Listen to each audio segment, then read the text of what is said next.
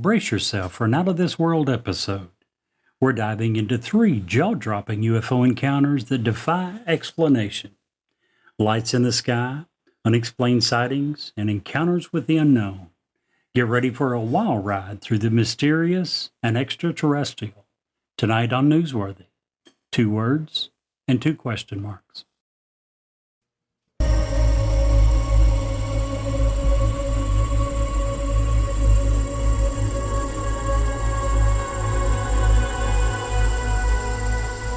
He's alive! Have you checked the children? Get out!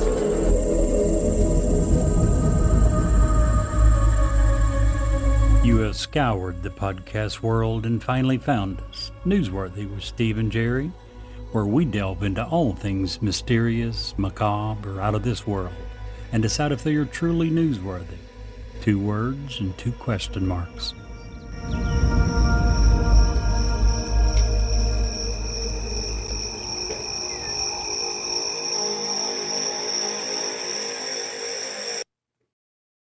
Hello, I'm Ed Locke with USA Mortgage. Tax season is upon us. Did you know that 47% of Americans are planning to use their tax refunds for everyday expenses, home improvements, and vacations? What if you used your tax refund for a new home instead? Again, this is Ed Locke with USA Mortgage. Your tax refund can be used towards down payment, closing costs, or paying down existing debt to help get approved. So before you spend that tax refund, let's get together and see how to best utilize those funds to invest in your future and your new home. Call or text me at 502-680-0953. Again, that's 502-680-0953. NMLS ID 448908, DAS Acquisitions, LLC, doing business as USA Mortgage, NMLS ID 227262. This is not a commitment to lend. Additional terms and conditions apply. USA Mortgage is an equal housing lender. Sorry. That is still making you laugh. It is. It wasn't nearly that funny. It was. Hey guys, welcome. Hello, Welcome everyone. to the delayed version of our podcast this week. Which means we had way more time to prepare, but Probably didn't take advantage of it. probably didn't. Well, I don't know. We've just covered 4 different topics. We so- did just spend 2 hours talking about a bunch of different topics. Your comment reminded me of a term that I heard the other day for the first time ever. I'm sure you guys and most of our audience has heard it. Bed rot. You guys heard of that? No, I'm not.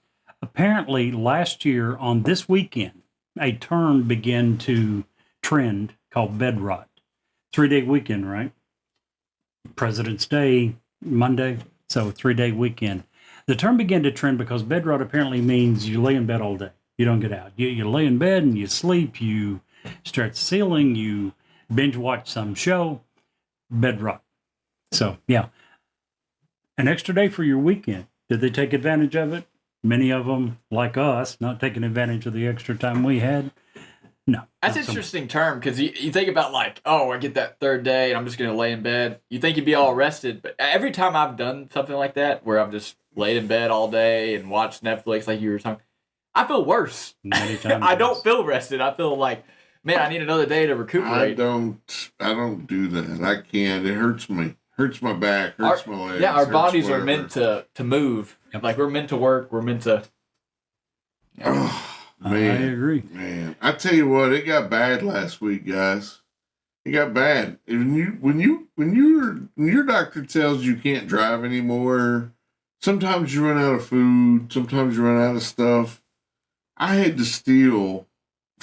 This is embarrassing. I had to steal from my neighbor's herb garden last week, just to survive.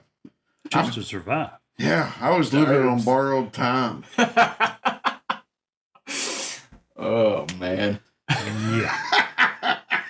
Had to have that time. That was good. That was. I like it. Actually, I really don't even like thyme. It's one of my least favorite herbs. The only herb that I like less than thyme is cilantro. I you don't You like hate cilantro? cilantro. I hate it. Really? There's two groups of people: people that like cilantro and people that think it tastes like soap. I'm in the soap category. I can't eat a Qdoba because they have so much cilantro and everything. I don't know. I get what you're saying about the soap taste, but Yeah, I don't. I've never really thought about it, to be honest. Can't I just do always it. eaten it. I don't know. And the time it's an Italian season. They put a lot of Italian stuff, and you can. Jerry and I have this conversation, and I'm going to put it out to the folks. There is a definite difference between pizza sauce and marinara sauce, but in most marinara, it usually has a lot of thyme in it, and it's. Well, you told part of the story. And I wouldn't have brought it up, but since you did, I'm telling the rest of the story. As Mr. Paul Harvey would say, here is the rest of the story.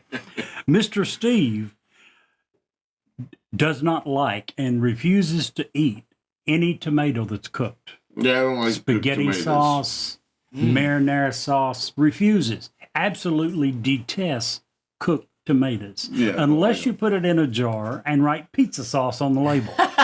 Suddenly, cooked tomatoes become perfectly fine. I've kidded this guy for years, and I always tell him I'm going to do it, that I'm going to take some marinara sauce, pour it into a pizza sauce. I guarantee there's the no way. difference. There's zero way. I will know the difference. He will eat it, love it, ask me for the recipe. That's not true. So I'm the opposite. I don't like tomatoes. At all. Hate But tomatoes. we'll eat. But we'll eat anything sauce. tomato based. I mean, salsa. I love ketchup. Love marinara sauce. Love pizza sauce. I mean, anything. Even pizza with tomatoes on it. Oh, no. But just like regular tomatoes, I hate tomatoes. I hate tomatoes on burgers. I hate tomatoes on. I mean, Dude, there is nothing better. And I'm from Kentucky. Obviously, you guys know this. There is nothing on this planet better than taking a fresh loaf of bread, a fresh package of Oscar Mayer bologna, slapping a piece of that Oscar Mayer on the bread, going to the garden, picking a beautiful red tomato, slicing it, putting it on that tomato, and having a sandwich. I'm good. telling you what, that's It's good. eating. I don't think I would say nothing better. I'd be hard. I wouldn't pressed say to nothing what- better, but I would say It's I don't pretty want the good. tomato, but I'll take a bologna sandwich. I like bologna, especially when it's fried. Oh, I love bologna, fried I like. bologna. Oh fried man! bologna is delicious. And when you think about what bologna is, it's kind of gross. Not kind of. I mean, it is gross, but like, it tastes so freaking good, man. Let's just stop that conversation because I'm a very You're a bolognaist. I am a very discerned eater, and if I get something stuck in my head, I Which can't he has eat it with, anymore. like, Pizza sauce. it's not That's just not pizza true. sauce. And when I said he doesn't like cooked tomatoes, I mean he doesn't like cooked tomatoes. The man will not eat ketchup. I don't like ketchup. That's tough, man. Well, not only ketchup, he doesn't eat condiments. I don't like There condiments are at no all. no condiments. mayonnaise. A little No on the mustard? side, he might dip something in, like You ranch use dressing. A1. Yeah, but that's different. A1 is a condiment. What do you mean? And what's the number one ingredient in A1? Tomato sauce. I don't get it. See, I don't Do eat not- A1. You know with my steak. what I find really I funny didn't know about you liked A1 sauce? What's that? Is that sometime during the middle of the bloodiest conflict our country has ever known, the Civil War, someone decided, you know what we need right now? A great or a great steak sauce. And they developed A1 Are you serious? right in the middle of the Civil War. Yeah, check it out. It says established, and it's literally dead center. in I don't the Yeah, use Civil it. but I I'm don't use guessing- A1 because At all? no, because if you cook a steak right, you don't need Oh, I A1 agree. sauce. I'll use A1, but not on steaks. Yeah, but y'all cook your steaks wrong. So, yeah. Yeah, if you- We don't You turn don't. into a... You don't. the juices Hockey are puck. already in the steak. I don't need to moisten it more with the A1. Well, he has to moisten his with something because he cooks it. until it's Yeah. Like 100 Now, if I There get you my go. steak There well you done, go. I'm There drowning you that go. A1 sauce on the steak. But my medium rare There we steak go. does not need A1 sauce. You know, all this reminiscing reminds me. I've noticed that every time that I get in my car and put it in reverse, I get sentimental. You do. Takes me back. Every time. Oh man. You know it's good when it requires a moment of silence. You said, it takes you back. I was thinking about this past week. So I told a joke on a Teams meeting at work. Steve, you okay over there, bud? Steve is struck one. I'm sorry. Please continue, Brett. I'm gonna wait. Oh, go ahead, Brett. I'm good. That was good, Jerry. Props to Jerry for that. All right. Oh, So I told a joke on a Teams meeting at work last week. Nobody laughed. why not? Turns out I'm not even remotely funny. Oh, not even remotely, huh? Teams meeting. Yeah. Yeah, I like that joke. Oh. Brett. Oh man. You remind me of Stairs. Oh yeah. Yeah, you're always up to something. Up to something, huh? Oh my gosh. Sorry, I got two in tonight. It's a good night. Or Oh, my goodness. afternoon. Man, my head's still sore. For what? I got hit in the head the other day with a soft drink. Oh yeah. Thankfully, it was soft. Wow. He said he got two, and I couldn't You had to. turn down my opportunity. Oh man. That was so depressing. I like that. So depressing. That's the best one you've had in a while. Third one of the day. I'll let you take the title with that one. Brett's over here just shaking his head. He's done. He's cooked. cooked. My goodness. Okay, Just so, like Steve's steak. Cooked. yeah, done. Done. Overcooked. No, done. Simply put, it's done. Well, Mine's done. done, and you cook it for another 37 minutes Right. beyond that. Oh Indeed. man. All right. So we got a great show tonight. We hope. We hope. I would like to start the show. If you listen to, and a lot of you did, you downloaded the episode where we were telling you that we were just delayed. I'd like to go back and clarify that a little bit. First of all, apologize. I sounded like death. But I wanted to my intent was not to scare people away from being treated for cancer.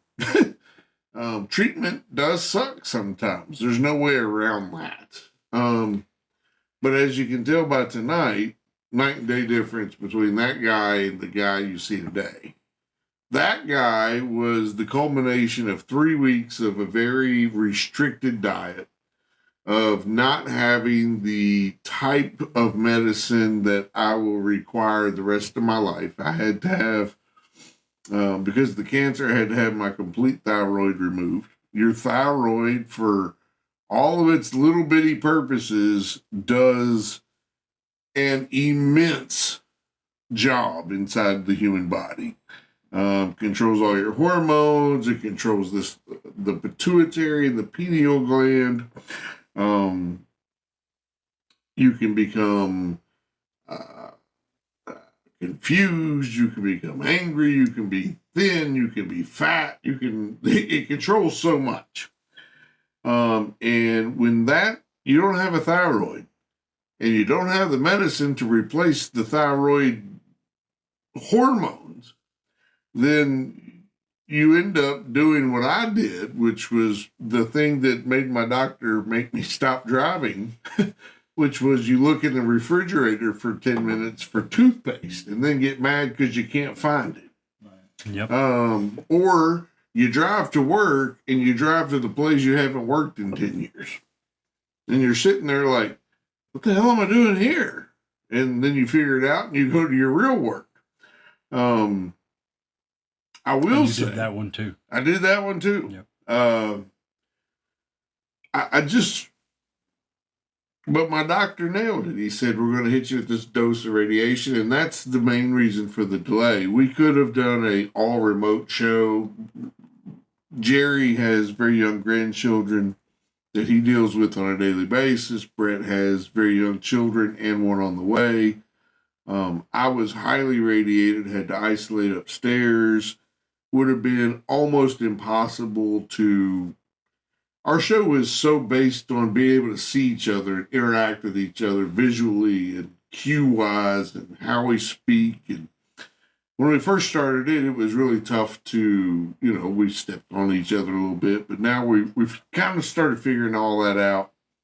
So it would be very difficult to stop doing that, do a show, and just not be all over everybody.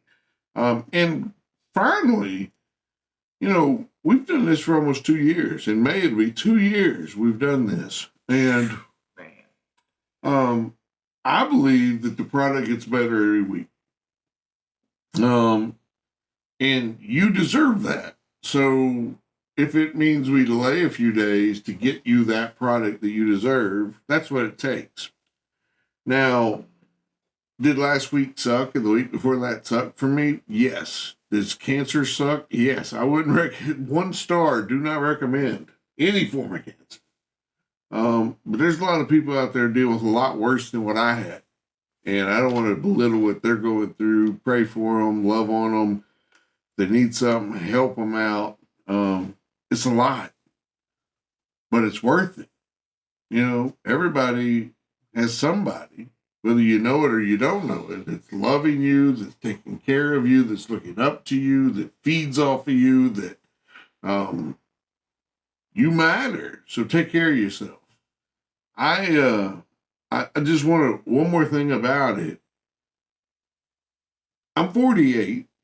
Brett, you're 26. 26. Jerry's 158. Your Give or age take a plus few 10. years. When you get to be, they change the dates as to when you should start this or start that or do whatever. The one thing you can do, regardless of how old you are, is just be self-aware. If there's something different about your body that you're not used to, check it out, fix it, look at it. If you're concerned or have a thought, go to your doctor. I had one small bump come up on the base of my neck, and my surgeon very specifically said, had you not checked that out, by the time we found you had cancer, we wouldn't have been able to do anything about it. And it doesn't spread too far, even though you have one of the most treatable forms of cancer that we know of. It's very targeted. We can kick its ass. You move on with life. You're very blessed. But if you'd let that go, it would have been in your lungs and your esophagus, and it would have just kept going. It was aggressive. So if you see something, say something. That involves your own body too, and regular visits to your doctor. We're going to pray that we're through that. I have to do one more scan. I have to do a scan every year just to make sure it stays gone. But that's so small compared to what some people fight every single day with this stupid disease. Yeah. So I'm very blessed. Thank you for having patience. You two guys, thank you for the listeners. And I just want to throw it out there. Take care of yourself. Now, let's get to the episode. We got 3 stories, very unique, different stories tonight, just like we talked about in the teaser, that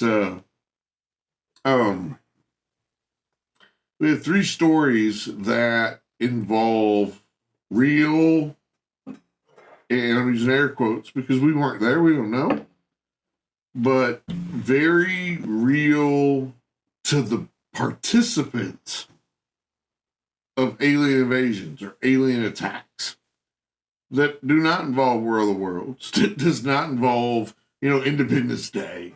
These are things that scared the bejesus out of the people that were involved in it. And my story in particular raised the hair on my arms when I was reading it. I was like, holy crap, what would I do in this situation? So we're just dive into it. Hopefully we can cut this down into a show length and we can make it happen. But who wants to start tonight? I didn't even figure that out before we started. I mean, I can start if you want. Brett, my hero. I will. Go for it. I'll volunteer as tribute. All right, so Brett tonight is covering the Battle of Los Angeles, 1942. Is that right? 42, yeah. Yeah. Yeah. So this is something that I was actually talking to my wife before I came here. I was like, just thinking, like, just doing this podcast has opened my eyes to a bunch of things that I'm like, why the heck did we not learn about that in history class? It's like, where was this? And when I was like learning about, World War II and on that vein, if they just sprinkle this, is this a whole day of study? No. No. Right. But how fun would it be to say, and Right. this also happened. Yeah, how many people would be more interested in history if we just peppered in some of these little stories of like, this is crazy, we don't know what happened, but this happened. Yeah. I mean, it this happened. is a real thing Right. in history. It happened. Regardless of what We don't happened. know what happened, but something happened. This is one of those stories. The Battle of Los Angeles. So this is also known as the Great Los Angeles Air Raid. So this actually took place from February 24th, 1942 to February 25th, 1942. So just a day and a half. One of the most devastating attacks on Jerry and his Google Did we not commercials. say to silence your cell phones at the beginning of this podcast? maybe we need to start with a podcast with that. webpage for the Battle of Los Angeles. maybe So maybe far. we just need to start the podcast with, please silence your computers before we. Anyways, so this was less than 3 months after the U.S. entered World War II in response to Pearl Harbor. So just think of the state that America is in at this time as you're hearing about this story. So about 2:30 a.m. on February 25th, the people of Los Angeles were awoken by air raid sirens and ordered to black out and prepare for an attack. So I'm just putting myself in this situation. Pearl Harbor was just attacked. Japan we've already declared that we're going to war with Japan. We're sending our troops to Europe to fight in World War II. I'm freaking out right now at this point. I mean, I'm just thinking of. I actually have a funny story. So, my whole life, again, I'll try and keep this short, but my whole life I've lived in the country. So, whenever we heard tornado sirens, it was very far in the distance, like very, very far. Like you could make them out a little bit. So, within the last year, I moved into a neighborhood, and the first time that the thunderstorm sirens started here, I was like, what the heck? What the heck is happening? I was like, is there like a bombing going on? Like, what is going on? No, this is a thunderstorm sirens. I was so close to the thunderstorm sirens. I was like, this is literally right outside my door. Anyways, I just thought that was I'm just thinking of like what these people were experiencing. Just hearing these sirens going off, ordering to black out, prepare for an attack. I'd be freaking out. So searchlights were scanning the skies for an aircraft. They finally converged on a single aircraft, which was pictured in the LA newspaper at the time. If you look up the Battle of Los Angeles, you'll see this picture. It's the first one that pops up. So the day before this happened, just to give some background, a Japanese submarine surfaced, shot at an oil field around Santa Barbara, and then just disappeared. So when this happened, again, Pearl Harbor had just happened a couple months ago. Everybody was ready for something to happen within the next 8 to 12 hours. Everybody was on high alert. The whole West Coast was just, they had curfews in place in some areas. So everybody was on high alert. Radar was the first to pick up on some flying objects around the coast of Santa Monica, which is where it started. Anti-aircraft batters were told to shoot on sight anything that came into view. The aircrafts disappeared from radar at one point, but were then still sighted by civilians. Some reported seeing one large ship. Some reported seeing multiple ships flying in formation. Some reported seeing 6 airplanes that looked to be Japanese, Japanese aircraft. Again, and what I was telling Jerry and Steve before, this really reminds me of the Phoenix Lights. If you guys watched that episode, in the Phoenix Lights, people were reporting seeing, one huge ship, and then some people were reporting, oh, we just saw a bunch of ships flying in a V formation, or, there was various reports. This reminds me a lot of that. So again, there was many civilian sightings of aircraft, whether it be, again, one large ship or many flying in formation. The flying object eventually turned south and disappeared over Long Beach. So, again, this happened so quickly. Again, within a day, within a 24-hour period, we shot over 1,400 high explosive utility shells and countless 50 caliber rounds on this objects. Depending on what source you're going off of. Several people on the ground died of car accidents or of heart attacks from just the stress of the event. No evidence was found of any crashes, and no evidence was found of any bombs being dropped. No, whatever we were firing at was not firing back at us. All of the damage was from friendly fire. So, before I continue, I just want to stop here and just ask you two, just hearing this, I know you guys have kind of researched this event, just hearing this point of we are firing at this object with everything we have, and not only are we not shooting this object down, we saw it leave and disappear, but it's not firing back at us. Not one shot. Not one shot. Yeah, this is not the Japanese. No, it wasn't Japanese. This is not the Japanese. We don't know what he was. We know it was not the Japanese. So the Japanese, by the way, at the end of the war, also said that at no point they had did they have airplanes in the vicinity of Los Angeles.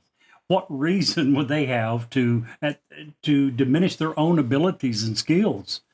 It doesn't make sense that it was Japanese in any way. Yeah. So I'm sorry. What was your question for us? That was it's pretty much it. After hearing this story, do you believe that this could have been of human origin? That's kind of my question, because well, you haven't went into what do the experts say happened? Military experts, news media. A couple things I saw. So when documenting the incident in 1949. The U.S. Coast Artillery Association identified a meteorological weather balloon. I think you guys have heard of that before. If you've listened to this podcast. That is the government go-to. Apparently in the 50s and the 40s, we made the most indestructible, amazing weather balloons that have ever graced the sky of the planet. Well, apparently we didn't stop. Apparently that continued through 2023. We still had that Chinese balloon last year. The Chinese stole that technology. Oh, okay. Yeah. They stole our technology. Man. Yeah. So they identified the meteorological. Shoot that one down either until we hit it with a sidewinder all of a sudden. After it passed the entire country, the mainland U.S. Sorry. So they say that this balloon was sent aloft at 1 a.m. And it apparently started the shooting. And concluded that once the firing started, imagination created all kinds of targets in the sky, and everyone joined in. So here's the difference, though, and here's why I think your question actually has meaning. We have pictures, photographs of all the spotlights on the object that's obviously not a weather balloon. No. The objects shows light. The picture shows light. Right. You can't really determine. You can't tell what object might be. Right. So if you were the one that sent off that weather balloon, and you're seeing that, Los Angeles is in lockdown right now. They're blacking out. They're shooting. They're blowing stuff up in the skies. Yeah, maybe I should call him and be like, "Hey, sorry, that's not actually a Japan aircraft. That's the weather balloon I just sent out at 1 a.m." Also, who is sending out a weather balloon at 1 a.m.? Just saying. Apparently. And now you're forgetting that it's an indestructible. We are literally throwing everything we got at it. Was it 14? 1,400 high explosive utility shells and countless. And that's not even counting the 50 caliber rounds that we were shooting at this thing, trying to bring it. And there's nothing that crashed. If this thing disappeared, it just went on its merry way. See what this, if you want to kind of get a visual of what this would look like, all you have to do is pull up video from the Iron Dome going off in Israel today. And you'll see very quickly what a 50 cal looks like going across the sky. Yeah. It's, and we had multiples going off. Oh, we had, yeah. Yeah, we all had, firing in the same general direction. Again, this was in the 1940s. Again, Right. this was in the middle of the night. Yeah. It started at 3 a.m. It was over well before daylight. Right. So they were firing based upon radar. These, if it was a weather balloon, it was well above where the searchlights would reach. They were firing blindly. So if you look at the searchlights, the light stopped at the object. It doesn't continue It doesn't on. show an object. Look at the picture. Hold on, I'll pull it up. It shows a central figure that all that is, and shows the light where the doesn't lights- continue on. Say what? It stops at that object. Eh, The light is not. The light does not continue on. Look at that. Look at the picture. The picture doesn't show any object. Well, we'll post the picture on the website. Yeah, on and the podcast. please look at the picture. Just look up Battle of Los Angeles. The picture will show up. But just Here's the picture from the Los Angeles Times. It was. if you printed. would, so if Show me where the object is. right there, Yeah. there's no. This light does not continue on. There's no So object. this light would just continue. There's what, maybe, how many would you guess? 10, 15 A lot. different searchlights? A lot. They come together at one point. How would you describe the object? Oh, wait, you can't see an object. No, There's you, no you object. definitely can't see an object. So my point is, they were firing blindly. But there's something there. The experts, well, I mean, the people were expert seeing says that things. it was in the middle of the night at 3 or 4 a.m. I we mean, saw you a see a weather big balloon. old light in the sky. Yeah, you're seeing something. Well, you saw a bunch of lights trying to find something. I agree with I mean, that. that's a good. I mean, that's a good. It's a good point. All I know is there's But zero enough- evidence. But we are just firing explosives. First of all, it was panic on airport, right? We assumed that it was Japanese. At the very least, it's panic. Yes, very least. And at the time, there were even reports of people describing the Japanese fighters that they saw. There was even reports of Japanese fighters that had been shot down in the street. Turns out they're Japanese. There were no Japanese. There was no, yeah. That much we do know. So was there something? Could it have been? Sure, absolutely possible. We don't have any proof. So in 1983, the U.S. Office of Air Force History attributes this event to the case of war nerves triggered by a lost weather balloon and exacerbated. Gosh, I can't read. By stray flares and shell bursts from adjoining batteries. As an example of incompetence, the incident was derisively referred to the Battle of Los Angeles or the Great Los Angeles Air Raid. So, Could again, it have been extraterrestrial? Absolutely. We have no way of knowing what the heck it was. There's no proof. So I guess if we could save this for the end of it, I personally am of the belief that whether this incident is, Germans, Japanese, nobody, aliens, it seems like an incident that's pretty key in history, and I should have learned about it at some point. Here's let me pivot to a different type battle. If you don't care, Jerry, I'd like to go next. Oh, me. Because the weather balloon theory is a wonderful theory for yours. Hard to argue, right? Not.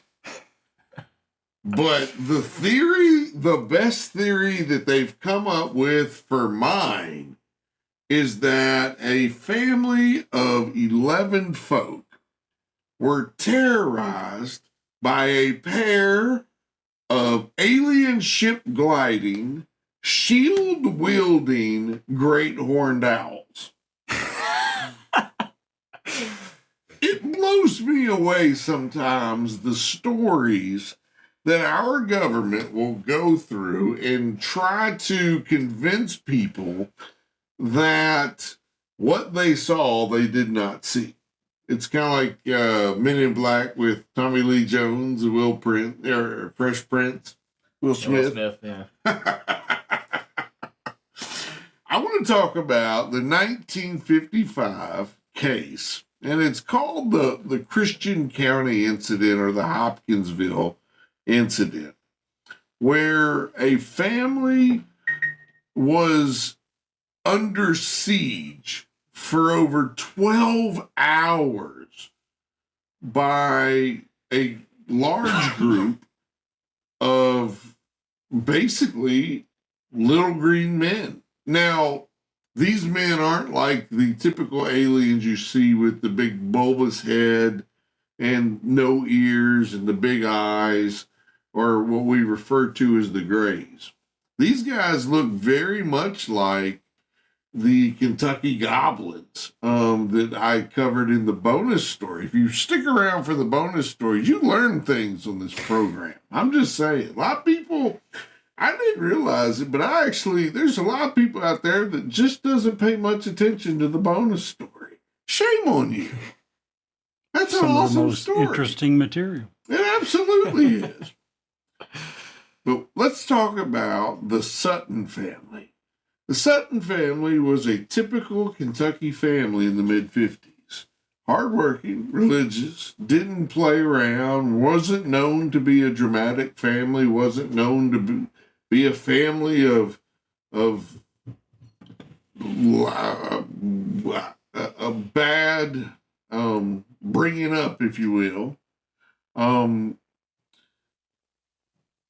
They had a visitor. The Suttons did. One of the boyfriends. Lucky Sutton was the patriarch, the father. Billy Ray Taylor was visiting from Pennsylvania. He was visiting, I guess, to call on one of the mistresses. I don't know. I didn't get into that part of the story. That didn't concern me much.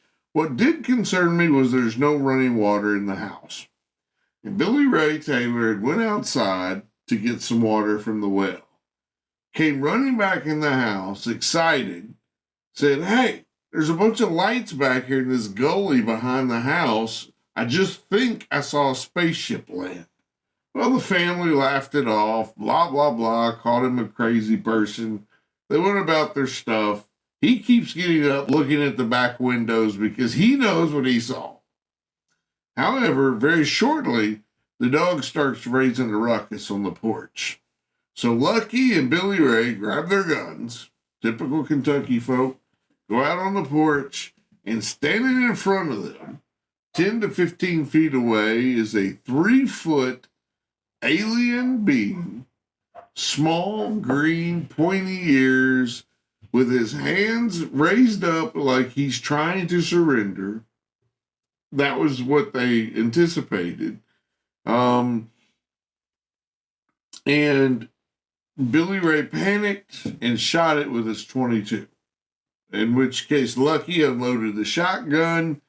The little green dude kind of bounced away, and they went back in the house. It wasn't very, very long after that they started noticing these little green dudes looking in the windows. They started shooting. They herded all the women and children into the bedroom. They put them, hid them under the beds or down. And for the next 4 hours, all hell breaks loose in this little house. They're shooting, they're doing this, they're doing that. They finally make a break for it. They get out there. They get out of Dodge. They get to the police station and convince the police department, hey, we're not crazy. This is happening. The police send a few dudes out. They scour the area. They don't see anything. They go away. They didn't send a few. They convinced the police. Yeah. Do you know who they sent? How many? A few. 4 police officers, city, 5 state troopers, 3 deputy sheriffs, and 4 military police officers from the nearby United Those States came back later. Fort Campbell. Those came back later. They came back later because this is broken into 2 different attacks. So they come out and they try to continue their day. As soon as all the important people leave, the little green men come back. And it starts again for another 8 hours. Shooting the house, shooting through the windows, shooting through the walls. Every time that they think that they've got it wrapped up, Billy Ray and Lucky go out on the front porch at one time. These guys are 3 foot tall.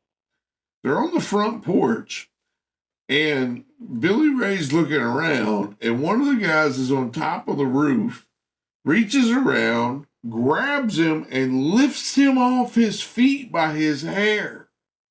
3 foot tall. The only way he was freed was Lucky, shot through the bottom of this porch and bounced the little dude away. At which time, after another 6 hours, they were able to get everybody into the trucks, get everybody to town, and that's when that response happened, when everybody came out, including the Air Force people and the Army people from nearby Fort Campbell. How would you feel in that situation? When Well, I'll tell you what. If me and that many people fired at them for that number of hours, and they're in the windows and they're in the doorways, and we couldn't hit them, it wouldn't take that many hours before I decided to get the hell out of Dodge. Yeah. I would leave.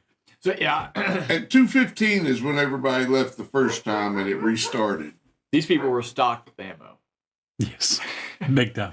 That's the one thing I think of. It's just like they were shooting for that long. They had some ammo stocked And up. apparently extremely bad shots. No, they would hit them. They would hit these guys and they would get hit and just bounce away. They had shields. According to every eyewitness who was questioned individually, they all said the same thing. Not one of their stories deviated from the other. The looks, the reports, the way that they acted when they were hit with a round, everything was the same, including when the police and the Army agencies went out and asked the questions of the neighbors. Yeah, we heard a bunch of shots. We didn't know what the hell was going on. We saw a bunch of lights in the sky, too. If your neighbors hear shots for a 12-hour period and never come to see if you're okay, you need some better neighbors. Or you don't want to get shot. 12 hours and they don't come to see Or if call you're these call alive? authorities. Yeah. By the way, according to Wikipedia, Of course. the inhabitants of this home was a woman and her 3 children that lived there. Single woman with 3 children. The other people were 2 sons from a previous marriage, Lucky Sutton, John Charlie Sutton, their wives, and one of their wives was Arlene, and Arlene's brother, O.P. Baker, and Billy Ray Taylor were there. Single woman with 3 kids, and the neighbors hear shots for hours and never come to make sure the single mom is still alive. Crazy, right? Need new neighbors. Yeah. It was interesting. And the funny thing is, this is literally like about a 2.5 hour from my house. I really want to go check this place out. It's just as soon as I can, as soon as the weather breaks, I'm going to go on a bike ride and check it out. Do any of it still their original home? Or Probably anything? not. I mean, The it's just only- shot through and The only physical evidence that was left was that some of the Army agents found a small pool of iridescent material they couldn't identify. That was it. Isn't it nuts? Crazy. So when the federal government was asked about it, they said that they were terrorized by a pair of great horned owls. Well, it was not only the federal government that said that, the local news media, apparently the guys that went out come back, and that was their assumption too. Again, there was 4 city police officers, 5 state troopers, 3 deputy sheriffs, 4 military police officers, and that was their assumption. One other thing, who knows if it's true or not? According to Wikipedia, all early articles did not refer to little green men. The color was added later by newspaper stories. Right. There was no color of green. Originally. So, not that that makes a difference.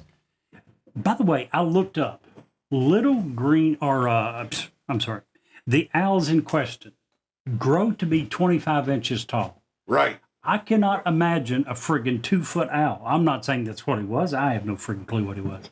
I'm just saying a 2-foot owl, I'd probably be getting my gun and shooting at the doggone owls too. Yeah, that's one thing that 2-foot owl's scary. Yeah, it is kind of weird though that. So there was 11 people in this house. There was a total, I think, of 11 people, 5 adults, 6 children, and they sat for hours shooting at whatever the crap it was that they thought was aliens. Was it aliens? I don't know. Whatever it was, at this point, it's how many years? 55 years later, I think. Well, it happened in 1955, so 68 years later, 69 years later. We're not going to find out. There's no proof. There was no pictures at the time, so nothing, no evidence is going to come out. But I think the thing that surprises me the most is these aliens that are capable of, extreme distance travel, all this technology to come to Earth, is not able to overcome these couple dudes with 22s. and just sit around getting shot at. For Right. hours. You just keep getting Apparently, shot at. that was their reason for coming to Earth. Just get shot at and. It's crazy. It doesn't make sense for a bunch of adults to make up a story. It would be different if this story happened in the middle of the night for 5 minutes. This is 5 adults for hours shooting repeatedly. Yeah. We know they shot their windows of their house out. They shot through the walls. There was a lot of shots fired. So They were scared to death they were about scared. something. Something scared the holy piss out of them. Was it owls, as the government said? I have no clue. Ain't no way. You're not ever going to convince me somebody was, oh, crap, sorry about that. Well, I'd like to Scared think to that. death of, At the same time, I've never seen an owl above 6 inches tall either. So if I seen a 2-foot tall owl waddling up through my front door, I'd probably go get my gun. so You think the- eventually they would have shot?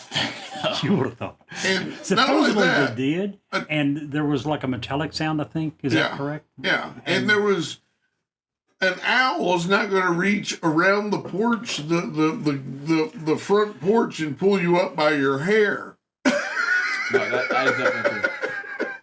Now, you started off by saying that these were good people. Blah, Well, blah, blah. they were. I mean, yeah. 2 of them were carnies. That doesn't mean Carnivore. they're bad people. I didn't say they were. I'm just saying when you're talking about good, honest, religious people, carnies don't come to mind. That's all I'm saying. That's all good I'm point. saying. I still don't see how that convinces anyone to No. shoot up your own house. Exactly. 100%. Totally agree. You can be whatever you want to be. You're not going to convince me unless I see something to start shooting through my own walls. Just saying.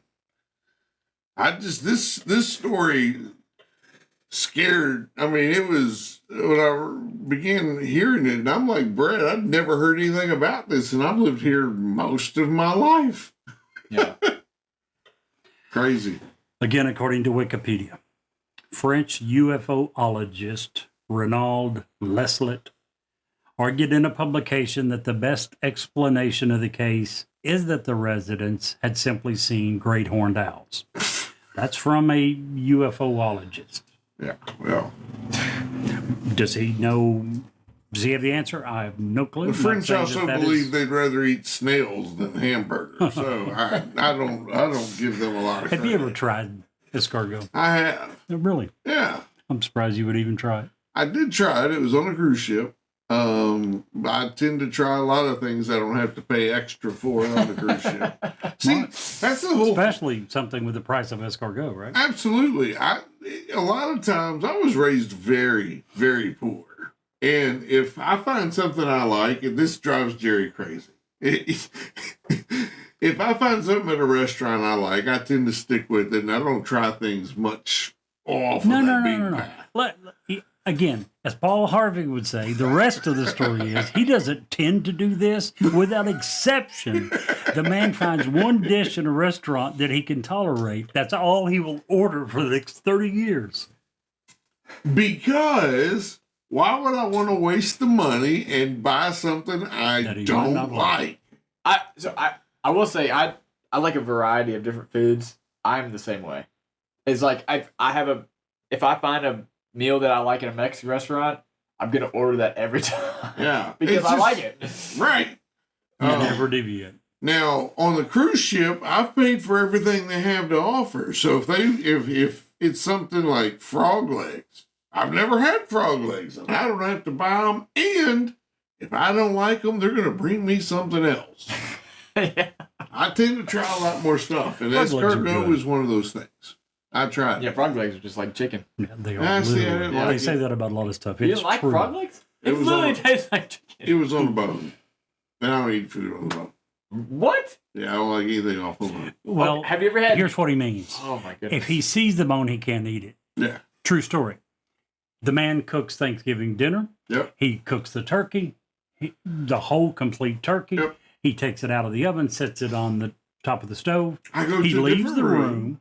His wife comes in, pulls it off the No, bone, no, and he can then eat it. I'll bring her in that here. That isn't how She it will works. tell us. Listen, this She is comes how in, it pulls works. it off the bone. He then has Listen. a great Thanksgiving dinner. This is how it works. I will cook a turkey. It is the most beautiful, golden, delicious turkey you will ever eat in your entire life. I set it upon the stove, and then I leave the kitchen. And magically, Magically, when I come back, the turkey has been separated into white meat containers and dark meat containers. and bones no longer exist. There are no bones. There are no anythings. It's beautiful. It's sliced, and I can have a great Thanksgiving He is not dinner. joking. He is not exaggerating. Oh my goodness. Yeah. Anyway, Jerry, what you got for us tonight, my man? One about as crazy as these two. If I can find it, I'll tell you all about it. The Val Johnson incident. Now, when it comes to, when it comes to UFO encounters, I tend to be skeptical, in case you guys haven't noticed. I Brett, tend to be skeptical. did you of a hear lot of that? I never realized that. Jerry skeptical? Unless if it's seen by many people. We did a show quite a while, 3 months ago, and if I remember right, you did the Phoenix Lights the Right. same night that I did the Rendlesham Forest incidents. I put a lot of belief into those because a ton of people saw this. That helps me to begin to believe that there's something there. A crap load of people saw it. 200,000 in the case of the Phoenix Lights. Yeah. That was 200,000. Over several Including We the don't know governor. what the lights were. We know there was a bunch of friggin' lights. And they in the were sky. quiet, and they were uniform, and they lasted a very long, Long time. They didn't go away quickly. Things like that tends to make me far less skeptical. Another example. Do you guys remember the incident they called the Tic Tac UFO sighting? The Navy Absolutely. Of pilot. course. Yeah. Wasn't seen by a ton of people, but you're talking about an extremely reliable person. And person- With technology. video. Right. I think there was some video. But an extremely reliable person, a person who in his profession tends to not be easily scared. He tends to be trustworthy. Otherwise, they're not going to give him the controls of a plane that costs $100 million. Those things make it believable to me. military, law enforcement officials, they tend to be far more believable. The big crash that they got caught, that the cops caught on their chest cameras Yeah. too. That was The one that you Las covered. Vegas. Yeah. Yep, you covered that one. Yep. Those things, anytime there's evidence, obviously, and lacking the video evidence or whatever, a ton of people, ton of witnesses, or people that are very believable, military law enforcement. And this one is exactly what I'm discussing today. He isn't military, but the Val Johnson incident occurred at approximately 1:40 a.m. about 35 years ago. The Marshall County Sheriff's Deputy, Val Johnson, was on night patrol along a rural section of State Highway 220 near Warren, Minnesota, when he drove into, in his words, a ball of white light. Now, it was in the early hours on August the 27th of 1979. Again, around 1:40 a.m., he was on patrol. He was about 10 miles outside of town, and as he was approaching an intersection, he stopped and looked both ways. His road dead-ended into the road ahead, and he noticed a very bright light that was approximately 8 to 12 inches in diameter, 3 to 4 feet off the ground, he said. And he said that the edges were very clearly defined, and the light was headed in his direction, but didn't appear to be on the road. It was hovering above the road. It also, he said, didn't appear to be the headlights of an oncoming car. He at first wondered if it was a small aircraft, possibly trying to make an emergency landing. Now, very quickly, very quickly, the light began to accelerate, and the light appeared almost momentarily to be directly in front of him and crashed with his patrol car. The sound of breaking glass, damaged metal, filled his ears, while his sight, he said, was overtaken by the light's brilliant glow. Then, with the patrol car still in motion, still moving, he blacked out. When he came to, the car was roughly 800 feet from where he last remembered it, and now stood sideways on the road, perpendicular to the road. The windshield was busted out. One headlight on his 1977 Ford LTD that the cop cars always used to use, one headlight was also busted out. Both radio antennas were built sharply, one of them on an almost exact 90-degree angle. Interestingly, later on, they figured out that the watch on his wrist and the clock on the dash of his car were both working, but were exactly 14 minutes slow. That wasn't, he didn't notice it. I forget exactly who noticed the time on the clock in the car. And at a later time, they figured out that his watch was also off by the same amount. Now, after he had requested assistance, a fellow Marshall County police officer, Everett Doolittle, arrived on the scene quickly. And he requested medical assistance, and Johnson, understandably, was found to be very much in a state of shock, complaining of very sore eyes. And he was transferred to a local hospital, the Warren Hospital, where he underwent several examinations and x-rays. And it was found that he had damage to his eyes, very similar to what a welder who's welding without a helmet would experience. Further examinations also showed slight damage to the inner eye, consistent with being exposed to a particularly bright light at very close range. Now, perhaps one of the most interesting details of the whole affair, at least at the scene itself, as we mentioned earlier, was the fact that the watch and the clock in the patrol car were found exactly 14 minutes off. Kind of hard to explain that one. Meridian French, an expert in his field from the Ford Motor Company, would examine the damage to the car for several days. Rather bizarrely, he concluded that the crack patterns and apparent sequence of fractures seemed to be due to inward and outward forces acting almost simultaneously. This is a Ford Motor Company expert. Wow. The incident turned Johnson into a local legend and a national media sensation. A lot of people wanted to interview him and get him on air talking about it. Years later, people still talk a lot about the incident. His squad car is actually preserved. They have a local county museum in Marshall County with his actual cop car still there. Still with a cracked windshield. Was never fixed, never ran again. The car's still there. There's a plaque out in front of it that says the UFO car. People still come from miles around to see it. It's always displayed at their annual Marshall County Fair. Of course, some little County, it's probably the biggest thing that's ever happened there. They're going to get the best use out of it they can. Sometime when the former Marshall County Sheriff Dennis Breck gives talks at the museum about the car and the night that his deputy drove it into a ball of light. Police did investigate and were never able to draw any conclusions. What's known as the Val Johnson incident remains one of the top 10 most influential UFO encounters, according to Jerome Clark, who wrote about it in his 1998 book, The UFO Encyclopedia. It's been covered by shows like the UFO Files, Mysteries at the Museum. Even to this day, people debate the legitimacy of the encounter in online forums. Now, what's known as the Val Johnson incident remains, as we said, one of the top 10 most influential UFO history encounters in history by most UFO experts. One thing is missing. We talked about the museum, his car that's still sitting there with a broken windshield. The one thing that you won't find is Val Johnson himself. Doesn't talk about it. Was offered by book. Several people tried to get him to write a book about it, to make movies about it. Had zero interest in any of that. For whatever it's worth, that makes me believe the story a little more as well. When it's a little bit different when someone is obviously trying to financially profit from the story.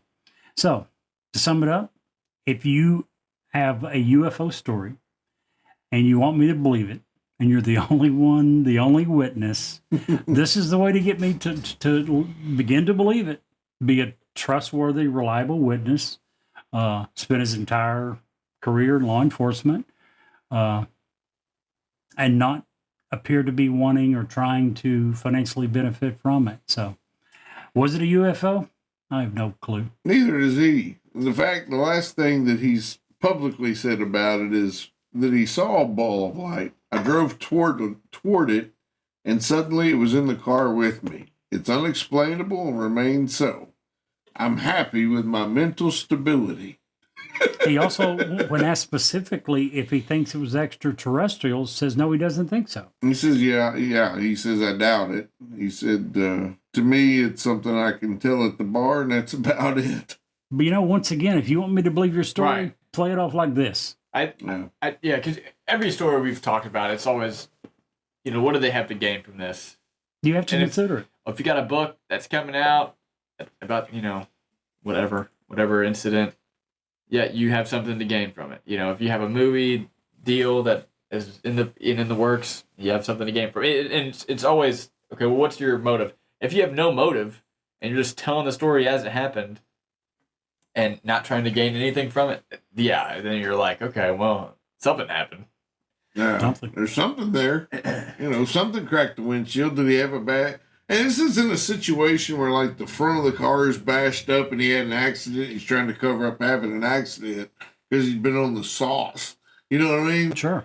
One of the first things you think of. Right. Oh, maybe he just had an accident in the cop car because he was coming home from a party or whatever. Or it's 1 a.m. Maybe he just got tired and fell asleep at the wheel. Right. And there's no indication of that. Even the guy at Ford said the cracks in the windshield are consistent with nothing we've ever seen before. That's just bizarre. That's another one too. Just the guy at Ford, just his input on it, his expertise. So the Val Johnson incident, do you think it needs more or less news coverage, Jerry? I'd say, is there an in between?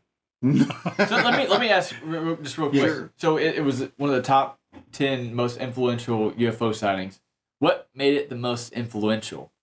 I think because they couldn't find holes in the story. Okay. It's my understanding. Anytime you have a loss of time, that is one of the things that makes people in the UFOlogy realm believe that it's a close encounter of the third kind, that there's interaction, that they have stopped time or at least removed you from said time while they do whatever they do, be it who was the couple we covered a few weeks ago that was the first abduction? You know what I'm talking about up in the Northeast? They lost an hour, according to the clock on it, the watch and the clock in his car. These old cars used to have analog clocks, and they would just stop anytime there was an interaction. And then as soon as the aliens are gone, the clock would start. Well, you get back to town and you think it's one time and it's an hour or whatever later. I remember that. Yeah. I remember talking about it. Yeah. So that is one of the things that makes this, that coupled with the evidence of the windshield, coupled with The eye injuries. damage, and the fact that it went from being outside the car to inside the car without, just the light, makes it influential. Just so you know, the trigger, I really believe, is the time loss. Yeah, because I'd never heard of this story before. Neither did I. So To answer your question, when I was trying to wimp out by saying I think that the current coverage is satisfactory, which is simply, it's kind of like your alls. We're not going to come up with more evidence. We're not going to figure Right. out the answer to this. These happened so long ago. This one was the newest one at 1979. I was 4. Yeah, 44 years ago. So does it need more? I don't know that more is going to do anything to the story. I don't think it's going to shed more light on it. So, and But if it doesn't need to be forgotten. No. So you're right. From that standpoint, it would. If I have to give it one or the other, I would have to go with thumbs up on that one. Brett? no, I would agree. Thumbs up. Yeah, me too. Because we take such a risk of losing these if we don't talk about them. Right. Because nobody's talking about these. Right. Like in normal, atmosphere, normal conversation. Nobody's like, hey, do you remember whatever. Right.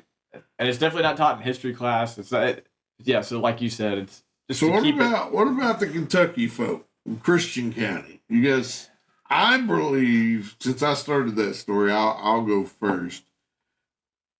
No way in the world are you going to believe me that 2-foot horned owls attacked this family for 12 hours. And Not we're able to evade every gunshot. multiple shots from multiple guns. I think it's and interesting enough to that have this number that of people that many was people that scared that shut up Yeah. their own home. Yeah.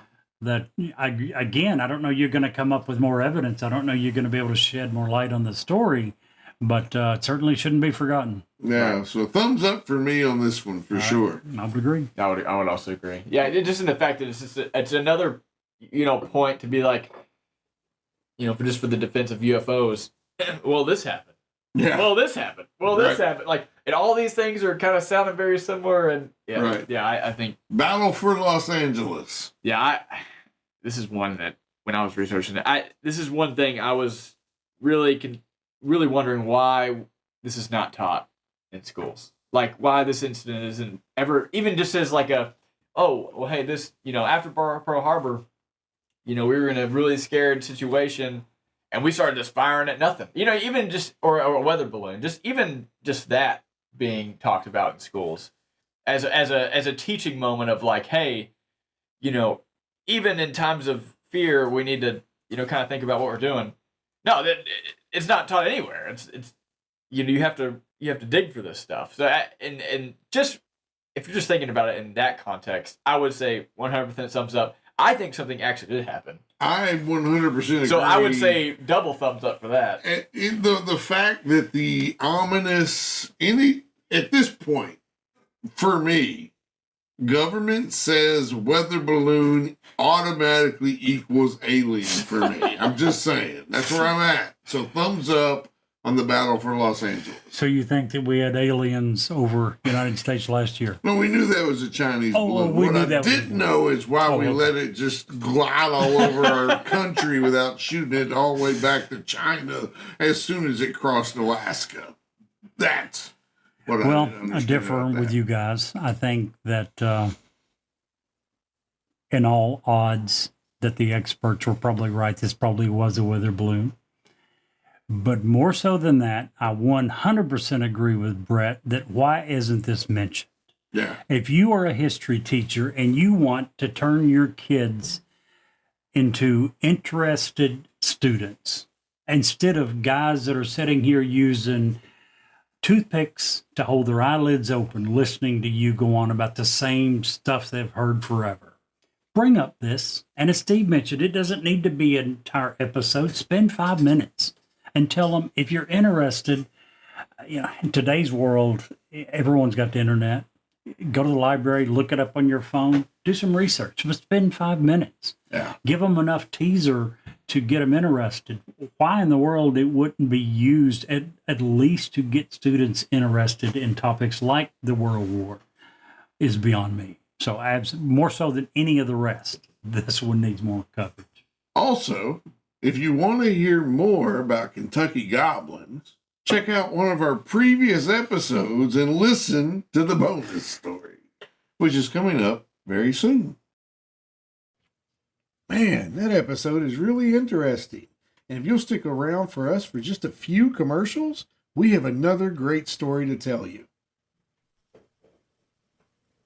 Hi, this is Ed Locke with USA Mortgage. When it comes to buying a home, the process can be overwhelming and confusing. With so many options, it can be hard to know where to start. That's why it's important to work with a certified mortgage loan originator. I have the knowledge and expertise to guide you through the process and find the best mortgage option for you. I will work with you every step of the way to ensure that you are getting the best deal possible. So if you're looking to purchase or refinance, please reach out to me at 502-680-0953. So don't take on the stress of buying a home alone. Work with me and I will make your dream a reality. Trust the professionals and make your home buying experience a positive one. MLS ID 448908, DAS Acquisition Company, LLC, doing business as USA Mortgage, MLS ID 227262. This is not a commitment to lend. Additional terms and conditions apply. USA Mortgage is equal housing opportunity. If you want us to review or rate your product on air, if you have suggestions for new episodes, awesome ghost stories, or anything else, please reach out to us. Our email address is newsworthywithsteveandjerry@gmail.com. Our text number is area code 540-709-1318. And now, back to the story. Tonight, we're going to talk about Red Cloud. Red Cloud was an Oglala Lakota Sioux chief, statesman, and military strategist who became the only Native American leader of the Plains Indians to win a war against the United States. Red Cloud's War, 1866 to 1868, forced the United States government to agree to Native demands without stipulation, establishing the Great Sioux Reservation of 1868. Red Cloud is often referenced as the chief of the Sioux Nation. Following descriptions were given to him in the 19th century, but as the Sioux government was decentralized, he was one of many chiefs and the only leader of the band known as the Bad Faces. In his youth, he had a part in many trading expeditions that camped near Fort Laramie, and so acquired a great and vast knowledge of the white man, more so than most, if not all, of his contemporaries in leadership. According to modern scholars, including Bob Drury and Tom Calvin, this gave him greater insight into his later interactions with the U.S. government and its representatives. Following his victory over the United States in Red Cloud's War, he negotiated the closing of the Bozeman Trail through Sioux territory, the abandonment of U.S. forts, and created the Great Sioux Reservation, which stretched across modern-day South Dakota, all the way up into North Dakota, down to Nebraska. He traveled to Washington, D.C. at least twice to negotiate with U.S. President Grant, and became so well known and respected as a representative of his people that he became the most widely photographed Native American of his time. His efforts to establish peaceful coexistence with the white man eventually became his undoing, as the United States government policies of ignoring every treaty anytime it suited them and advancing their own agenda began to confine the Sioux to smaller and smaller reservations. The Dawes Act of 1877 broke up the Great Sioux Reservation, and although Red Cloud opposed this move, he did not encourage any future or further armed resistance and helped his people adjust to the reservation system. He finally died of natural causes in 1909 at the Great Pine Ridge Reservation in South Dakota. And Jerry, if you can't see the light, Be the light.